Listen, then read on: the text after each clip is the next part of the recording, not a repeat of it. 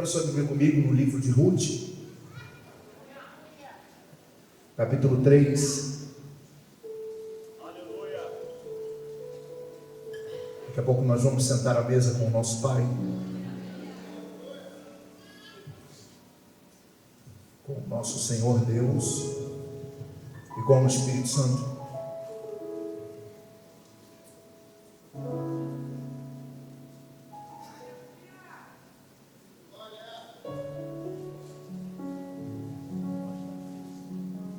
Quem achou, diga cheio. Quem não achou, diga misericórdia. Estou esperando.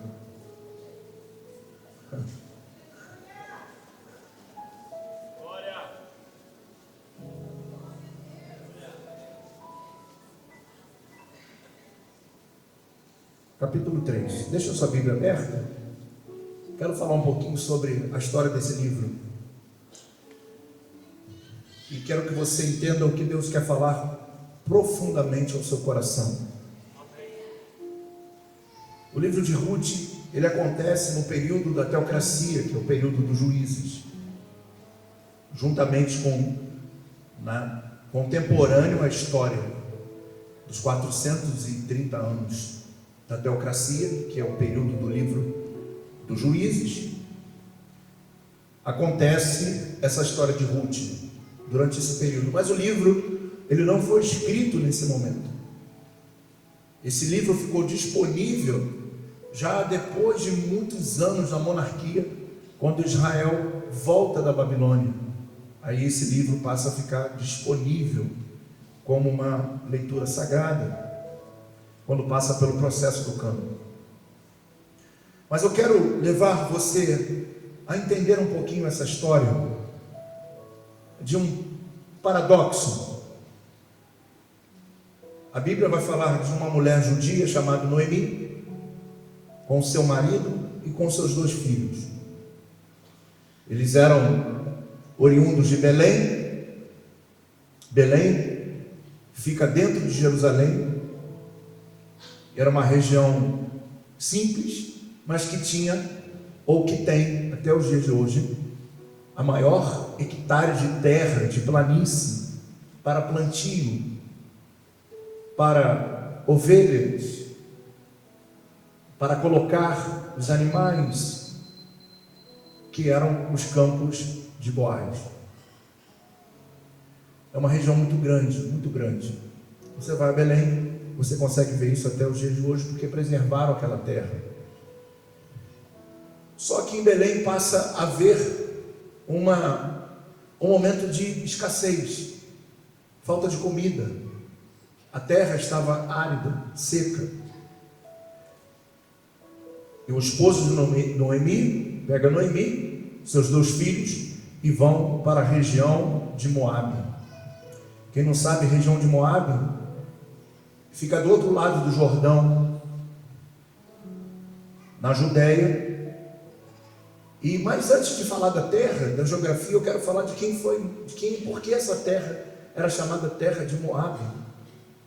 Os moabitas eram descendentes de Ló. Ló, ele teve relação sexual com as suas 2 filhas. Teve um incesto. E as 2 filhas engravidaram. Uma deu um filho a Moabe e o outro a Amon. E essa descendência dessa aberração, desse incesto, foram se chamar Moabitas e Amonitas. E eles viviam do outro lado de Israel, nas regiões montanhosas. Terra de Moabe, de Amon eram regiões montanhosas. Inclusive Israel, quando Moisés manda os espias, eles vão a uma região chamada Cades Barneia. E essa região fica justamente na terra de Moabe, que tenta impedi-los de entrar na terra, mas eles conseguem entrar para espiar a terra. Eles têm que fazer um acordo com eles lá. E então esse povo, quem morava do outro lado, nas regiões montanhosas, porque não podiam viver em Israel,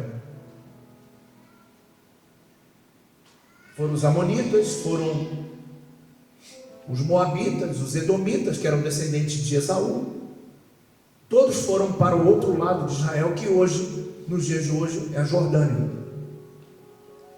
Então nós pegamos do extremo norte, um país que tem 485 quilômetros de extensão só. Nós pegamos toda essa extensão e vamos olhar aqui desde o extremo sul até o extremo norte. Já no extremo norte nós vamos ter as colinas de Golã, mas até antes do mar da Galileia, nós vamos ver que essas montanhas que são dominadas por esses povos, pelo qual não tinham aliança com Deus. E Noemi, com seu esposo e com seus filhos, devido à necessidade, vão fugir para as regiões de Moabe. As regiões de Moabe nunca foram regiões frutíferas, pelo contrário. Mas, devido ao que estava acontecendo em Belém, eles descem, atravessam o Jordão e vão para a região de Moabe. Então era uma fuga por causa da necessidade. Isso aconteceu muitas vezes na Bíblia. Quando vamos ver um tempo atrás a esse, quando Abraão chega em Canaã, e a terra de Canaã passa por um momento de seca, e ele então desce ao Egito. E quando ele desce ao Egito, o que acontece com ele? Nada bom aconteceu com ele. Quando ele volta, traz Agar, a escrava onde Abraão gerou um filho com ela chamado Ismael, que é esse maior problema que existe nessa questão de Palestina, Israel, são os descendentes. Eles querem a terra de Israel, porque de uma certa forma acham que tem direito, porque também são filhos de Abraão. E essa guerra vai perdurar durante muito tempo. Então não foi bom. E quando Jacó passa pela mesma situação e decide descer para o Egito, Deus não permite. Deus segura Jacó e faz com que ele entrasse na terra dos filisteus, na região de Gaza. Mas não sai da nação. E ali Jacó plantou, prosperou, e em um ano tudo que ele plantou, ele semeou 100 por 1. Você pode glorificar a Deus por isso? Levante a sua voz e diga, porque hoje é um culto profético.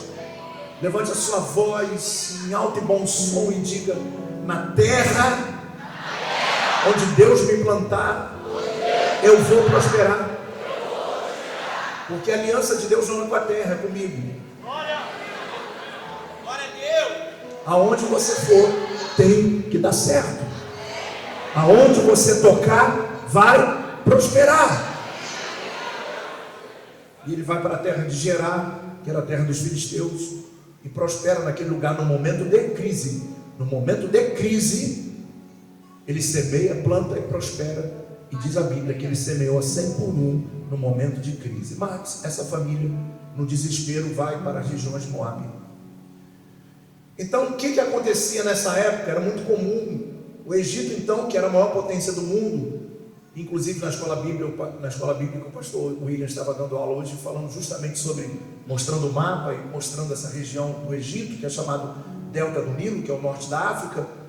E o rio Nilo, ele tem uma característica sensacional, que é o único rio no mundo, que nasce invertido do sul para o norte e vai terminar no Mediterrâneo. É uma coisa sensacional. E esse povo, o Egito nessa época tinha muito poder por causa da sua terra. Onde tem rio, tem vida. Onde tem água, tem vida. Então, eles prosperavam muito, muito próximo no Egito. Nunca mais foi, a geografia mesmo, mas eram muito prósperos. E a ideia era o seguinte: bom, eu vou descer ao Egito, vou ficar no período de seca, quando terminar a seca, eu volto para a minha casa.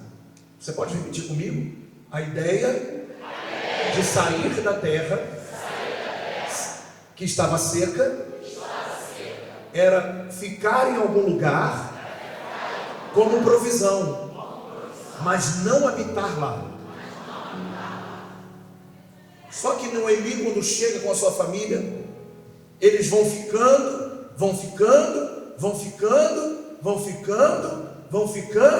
e ficaram. Eles passaram a construir uma vida nas regiões de Moabe, com um povo rejeitado por Deus. E ela decide construir a sua vida lá. E durante esse período de construção da sua vida, que era para ser um escape e depois voltar, que era para ir lá, receber uma provisão e depois voltar para a terra, o que acontece com eles? Permanecem lá. Passa um tempo, Noemi perde seu esposo. Seu marido morre. Ela casa seus filhos com Ruth e Orfa. E passa um tempo, os filhos dela morrem. Uau!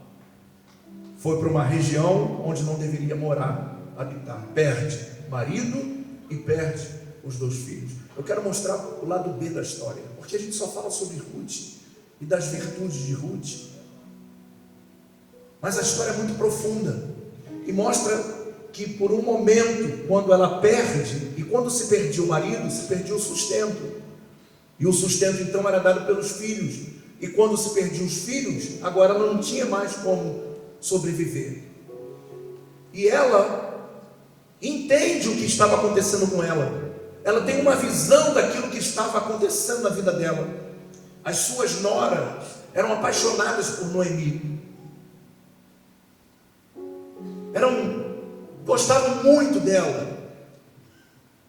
E Noemi diz assim: não, vocês não podem me acompanhar, porque a terra de vocês é aqui. Ela entende: bom, eu saí da minha terra e vim para cá, e olha o que aconteceu comigo. Agora eu também não posso deixar que vocês saiam daqui para ir para uma terra que não é de vocês. E o tempo todo ela rejeita, mas elas querem ir. E Ruth diz: olha, onde você for eu vou, onde tu pousares eu pousarei. O teu Deus será o meu Deus, o teu povo será o meu povo. Ela faz uma afirmação. Ela amava Noemi.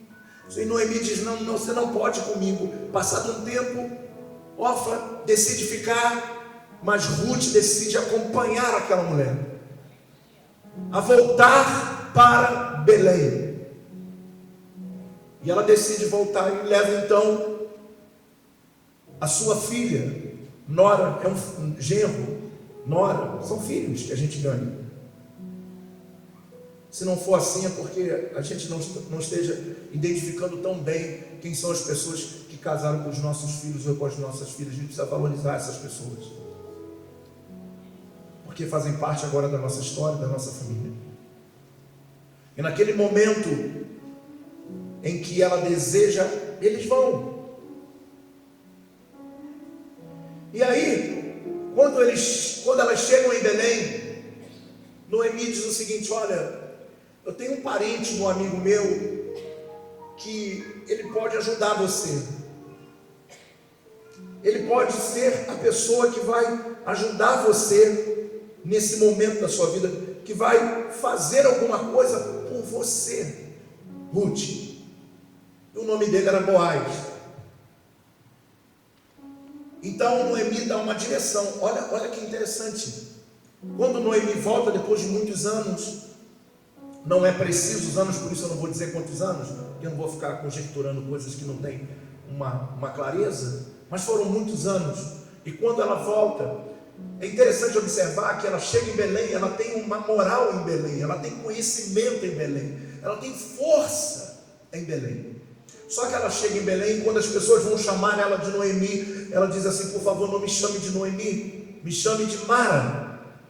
E Mara significa amargo, amargura que estava dentro dela.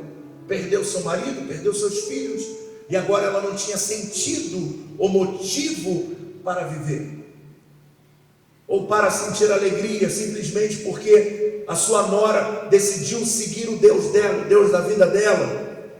Não. Todos estão entendendo, sim ou não? Sim. Essa história todos já conhecem aqui, mas eu quero contar ela por inteiro.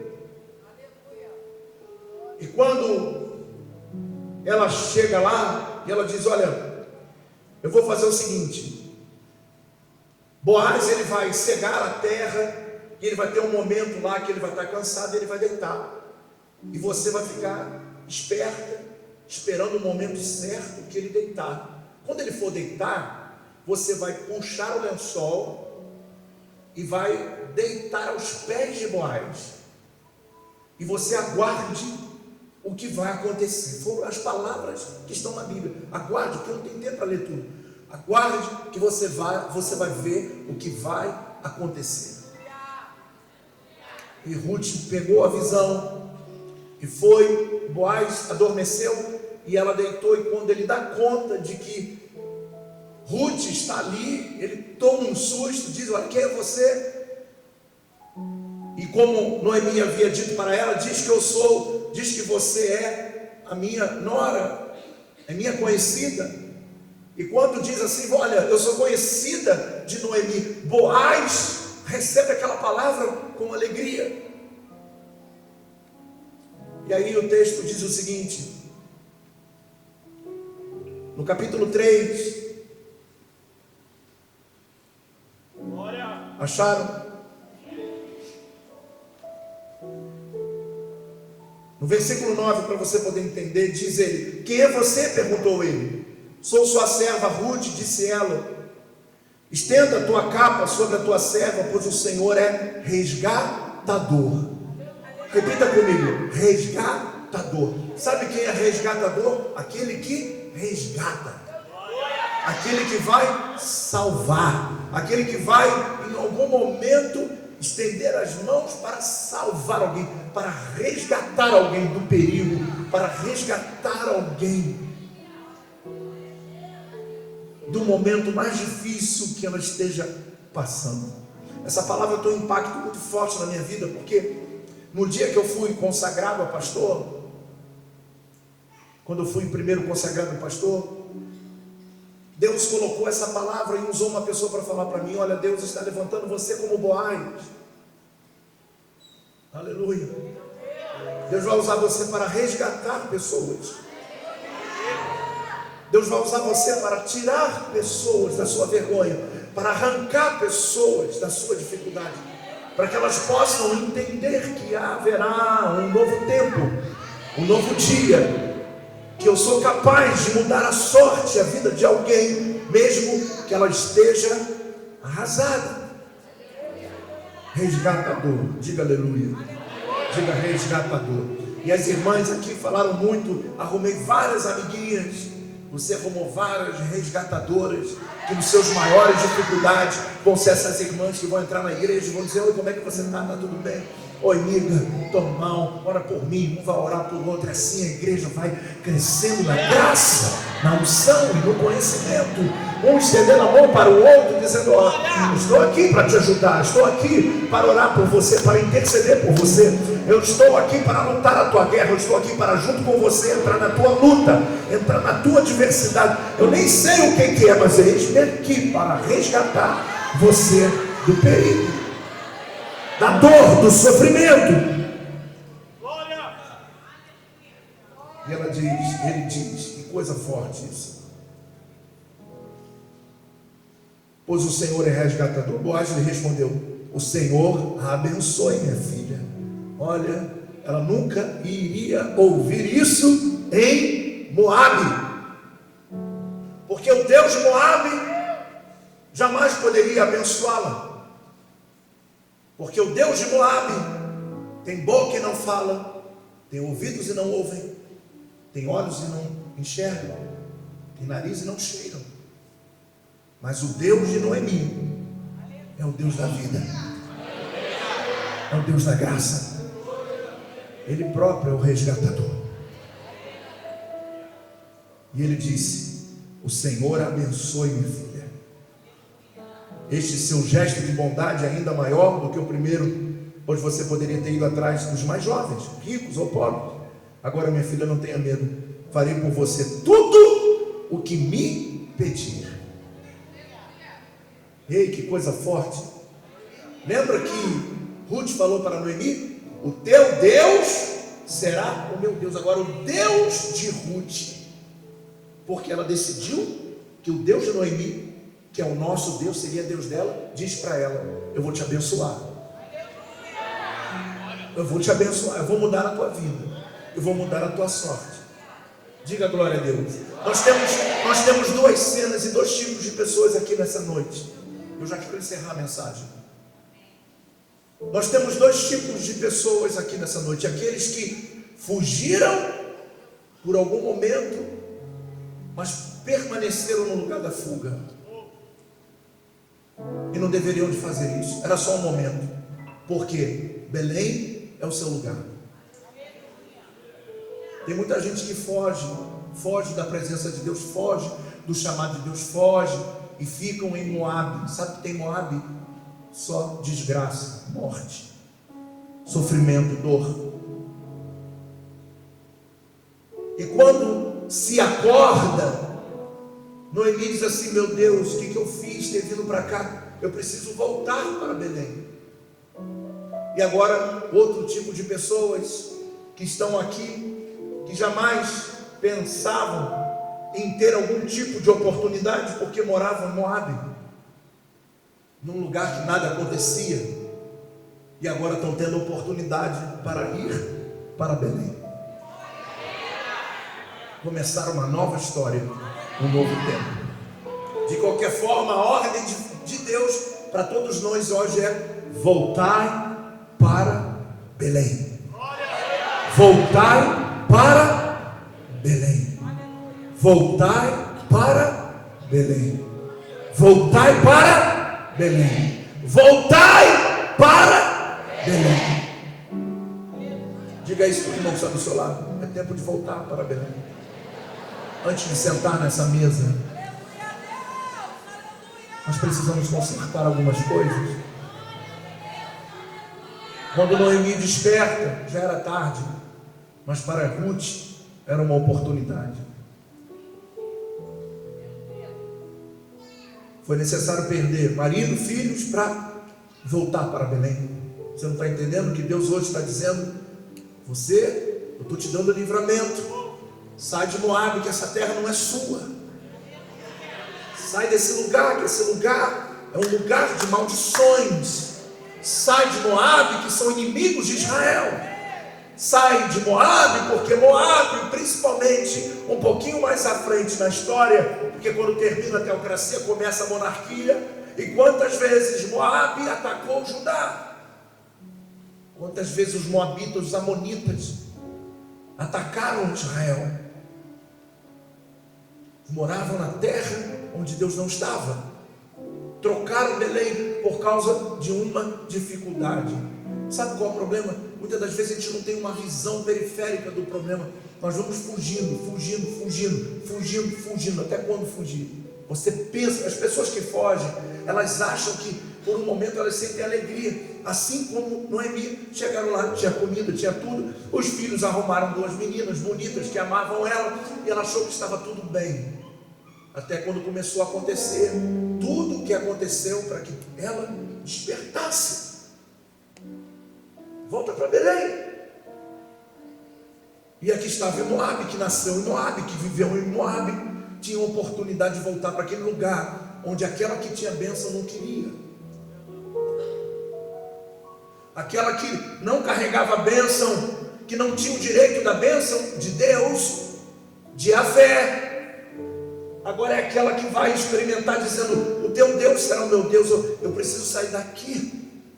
Mas a mente de Noemi ainda estava linkada com o que a terra não produzia lá, mas o tempo já tinha passado. E o que estava acontecendo? O texto é lindo, é fantástico, porque ele fala dos detalhes. Quando chega lá, o que está acontecendo? Boaz está na cega, está cegando, está colhendo.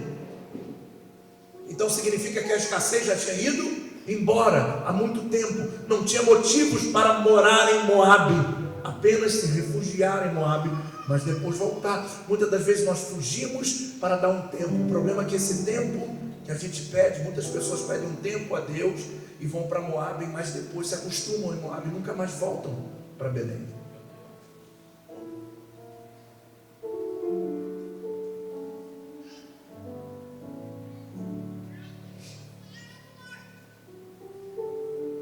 Suas fugas, nos seus celulares, na sua internet, nos shoppings, nos passeios.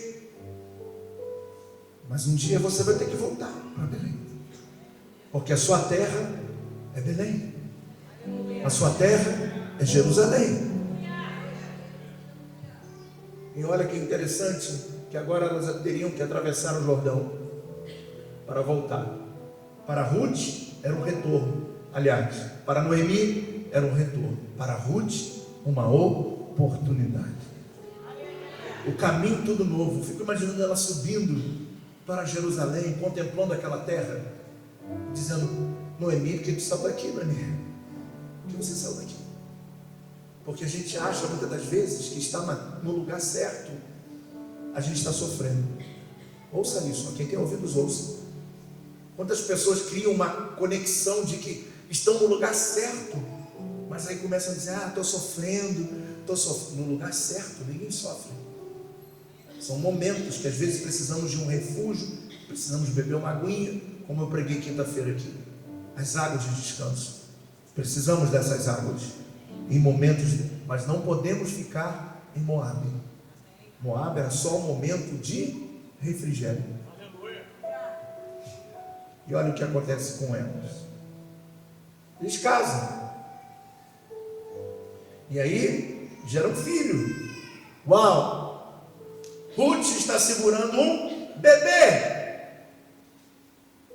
Quem imaginava uma viúva reconstruir uma vida na terra de Israel? Estou falando de uma moabita. Se não fosse Boaz, que era autoridade, que era um homem rico, essa moabita não teria oportunidade.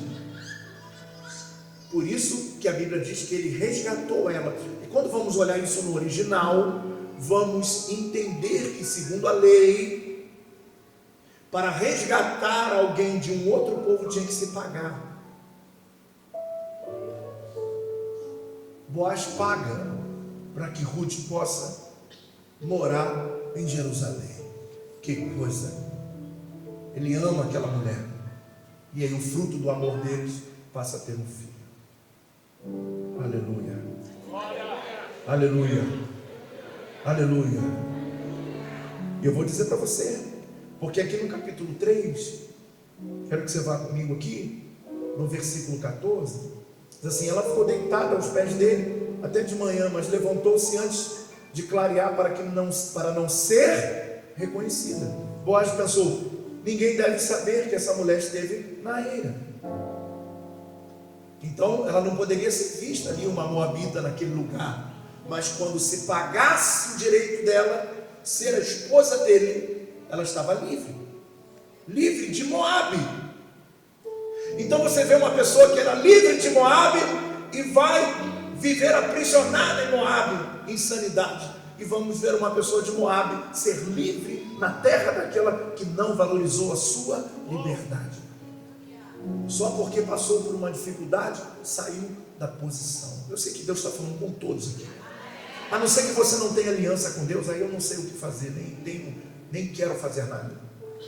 Mas eu sei que Deus está falando com muitas pessoas, com todos da sua igreja, que vão pegar naquele cálice e vão pegar naquele pão. É tempo de voltar a Jerusalém. É tempo de voltar para Belém. É tempo de voltar para Senhor, eis-me aqui, Deus, onde nunca deveria ter saído. Você já parou para pensar que os problemas da sua vida que você acha que era em Belém, eles pioraram na sua vida quando você começou a morar em Moabe? E aí você fica falando assim: eu quero sair de Belém. Mas Deus está dizendo: você já está fora há muito tempo. Tudo que está acontecendo é porque você está em Moabe. As pessoas pedem um tempo depois que elas já moram. Elas acham. Aí Deus fala: mas por que você está pedindo tempo? Você já está morando lá. E por isso que tantas coisas acontecem. Não acontece porque você está na posição, não. Uma vez eu encontrei com uma irmã aqui da igreja, numa época de Natal. Eu e a bispa estávamos no Barra Shopping. Eu encontrei com a irmã e o esposo dela. E aí, ele estava afastado da obra e tinha acabado de voltar. Aí nós paramos, estávamos numa loja, aí eu passei, falei assim, brinquei, né? Essas coisas que eu faço mesmo. Tomara que ninguém tenha problema de coração aqui, que eu tenho mania de fazer. E aí brinquei com eles, e ele falou assim: ai, bispo, pelo amor de Deus. Vou falar uma coisa, porque olha, como ele prosperava quando estava fora da obra, agora foi só ele se posicionar, está acontecendo tudo. Eu falei: para, Deus abençoe vocês, não quero nem continuar esse assunto. Como é que pode criar uma conexão de que estar em Belém é a fonte dos problemas, está em Moabe, a fonte da prosperidade. Me mostra isso na Bíblia. São conjecturas naturais, humanas, que não fazem sentido. Eu falei bem assim, não, agora você está passando por luta, porque você morou muito tempo em Moabe. Com as palavras que eu usei, eles não entenderam, porque foi uma palavra sem sentido, porque eu não tinha como explicar a história. Vocês passaram muito tempo em Moabe, é por isso que vocês estão colhendo o fruto daquele tempo que vocês ficaram fora. Não é porque vocês voltaram. E nós criamos essa ideia. O crente, ele mistifica isso, ele fala essa ideia. O crente está na igreja e fala assim, ai, quando eu era do mundo eu não passava por tudo. Como não? O diabo brincava contigo, te levava para a chupetinha do capeta, te levava para a cocaína, agora nesse momento que a igreja, muita gente faltou, lá no Rock in Rio, nego pulando até as 5 da manhã, meu irmão, com chuva sem chuva. O povo fraco, esse povo chamado crente, sem propósito. Largar a ceia, porque está uma chuvinha. Imagina se a gente morasse nos Estados Unidos, se morasse no Canadá. Aliás, se você morasse na Inglaterra, sabe quantos dias faz sol na Inglaterra durante um ano? 60 dias. São 300 dias de chuva e nublado. E ninguém vai à igreja, então, menos 7, menos 10, não vamos para a igreja não, porque está muito frio. Lá tem que ir. São realidades. Estamos em Moabe, aprisionados, porque é mais fácil hoje ver o jogo do Flamengo. É mais fácil hoje ligar uma Netflix e ver um filminho quente. Um filminho quente, eu quero dizer, quentinho Pelo amor de Deus, tem que pensar 10 vezes no que fala aqui. Quente que eu digo no sofá coberto. Pelo amor de Deus. E lá, aquela coisa toda, afinal de contas a gente não tem tempo para descansar no dia do Senhor. Você imagina se Deus descansasse no dia que criou o homem? Imagina se Deus decidir descansar no dia que você mais precisa. No dia que você mais precisar, falar assim, Senhor, ele diga assim, não, hoje é o meu Shabbat Shalom. Hoje eu não estou pronto. Hoje é meu dia de descanso. Nós perdemos um pouquinho o entendimento daquilo que é espiritual. Quando a gente entra em Belém, tem um resgatador. Quando a gente entra em Belém, quando a gente volta para um lugar onde a gente não deveria nunca ter saído, vem o resgatador e paga o preço pela sua liberdade. Sabe o que significa essa mesa? Alguém que comprou você. Quando o diabo ele chega e fala assim, eu quero ele. Deus, não, esse não. Esse eu paguei por ele. Paguei. Ele pagou com seu sangue na cruz do Calvário. E quando ele pagou, ele me resgatou. Assim como Boaz resgatou Ruth, Deus nos resgatou. E nós não tínhamos nada a ver com Deus, estávamos perdidos no mundo, filhos da desobediência, como o apóstolo Paulo escreve aos Romanos capítulo 2, filhos da desobediência, mas ele nos resgatou.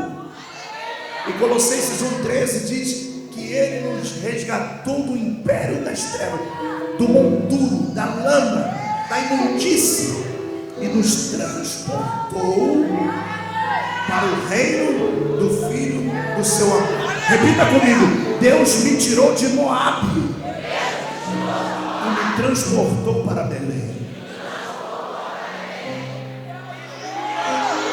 Você foi resgatado com preço, alto preço, preço de sangue. Você tem 1001 motivos, com todas as lutas e adversidades que você está passando, de levantar as suas mãos e dizer, glória a Deus. Glória a Deus. Porque eu tenho um resgatador. Eu tenho um resgatador. Eu tenho um resgatador. Dá um abraço nesse irmão que está do seu lado e diga para ele, volte para Belém. Volte para Belém. Agora vem.